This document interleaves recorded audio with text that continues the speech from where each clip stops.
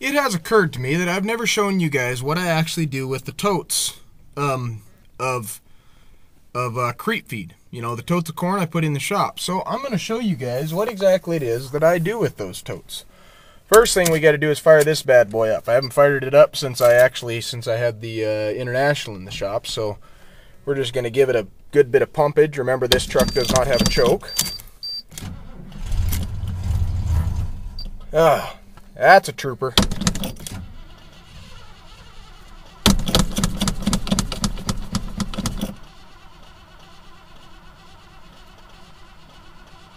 Oh, come on. Probably flooded it. There it is. Atta girl. First thing we got to do is go down and get the creep feeder. But this thing is a cold-blooded pig, so if I put it in reverse right now, it's going to die. So, we will see you guys down there. Okay, here we is. We just got to get backed up to the feeder here. You know what? That calf, I'm sure, is going to try and get out the gate. So I think I'll go ahead and close that.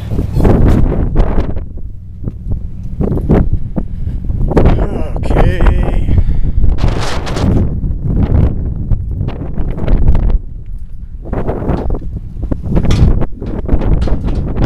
Here we are.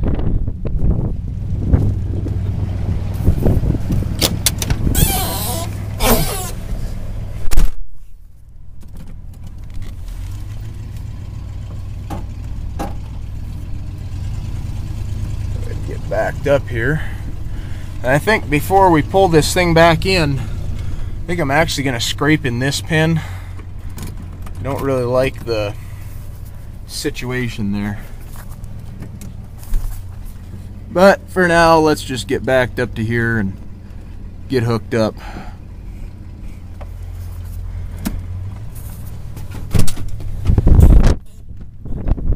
This creep feeder actually has self-leveling legs, or not self-leveling, but leveling legs on it. So, guy has to pull the pins, pull the legs up, otherwise you go tearing stuff up. So pull that up. That there, there.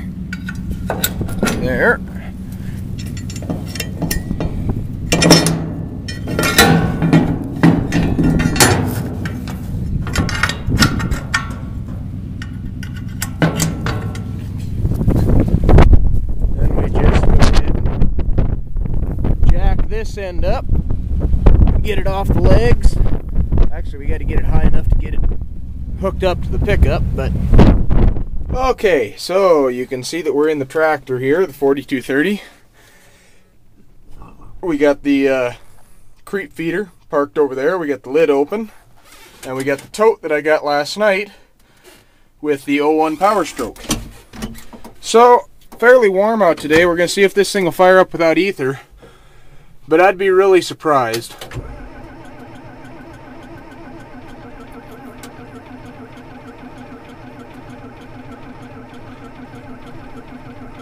I think it's trying.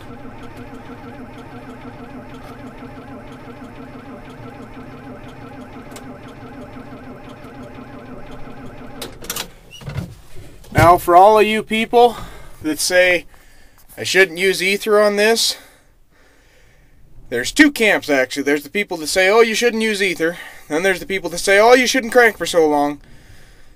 But, yeah. It's about 60 degrees out today. So we need to make up our minds. Should I not use ether, or should I not crank it so long? So on one hand, I have the possibility, although it's never happened yet, I have the possibility of popping a head gasket. On the other hand, I'm probably going to fry a starter. Eventually, fry a starter. And I keep cooking batteries. This tractor goes through batteries like the shit's free. So, yeah, that's at 60 some odd degrees. So let's just go ahead and give it a shot of... Today's video is brought to you by Premium Starting Fluid. High Ether Formula. Let's give it a shot of this go-go juice. Give it its daily dose of crack.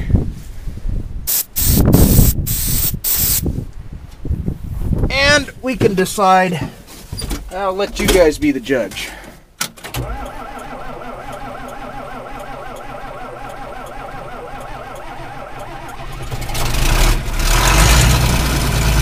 Yeah, I think I'd just rather go ahead and use the ether. You know what? This tractor was like that when we first bought it, and I'm well aware that a diesel engine will become addicted to ether. But I can't really help it because, like I say, the tractor was like this when we bought it, and it's always been a cold starting pig for us. We got it used. What are you gonna do? Joe's down there searching for the light. But let's go ahead and get this tote put into the creep feeder. Enough of my ranting and babbling. Oh, come on, go into gear. There you go. There's my beautiful little pickup. I sure do like that thing. I've been debating putting the pink rims back on it. The pink rims would be like the one that's on the driver's side in the or in the spare tire fender well. But I kind of like those white spokes on it. It just gives it kind of a neat look. I don't know. You guys tell me what you think. And I'm kind of looking for some center caps for those rims too. They're Ford, like a Ranger style 5-hole, and I need some center caps for them to make it look a little better. But, okay. Just get lined up to the tote. Okay. Now we just got to get up to the feeder. I'll put it in a lower gear, so we're just creeping and crawling. And we just pick it up as high as we can get it. I'm going to take it up next year. I actually positioned the feeder so the wind will be blowing away from me.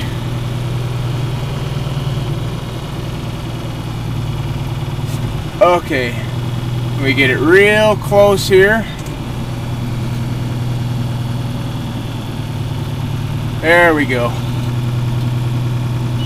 I want to lower it down just a little bit.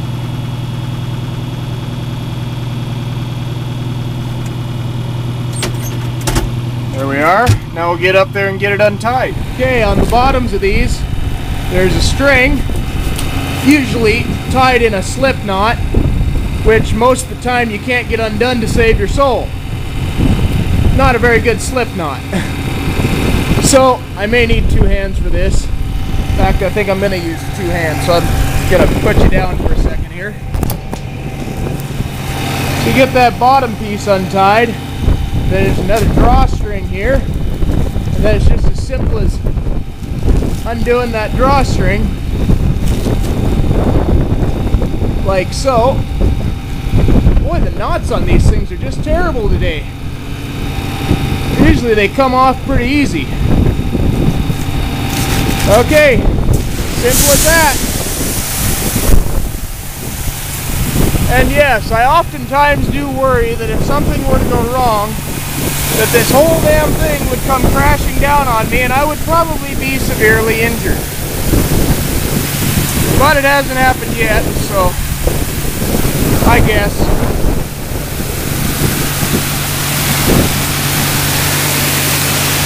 Pull it to the side a bit.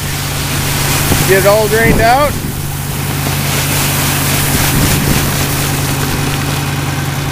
There we go. Easy as pie.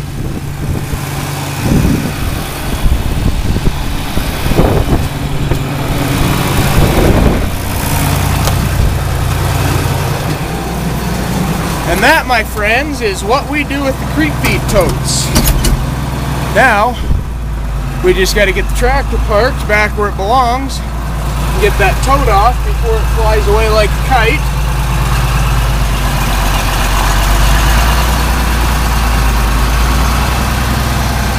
There we go.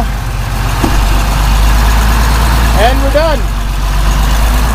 On to bigger and better things. Well, not really bigger. The skidster is actually fairly small.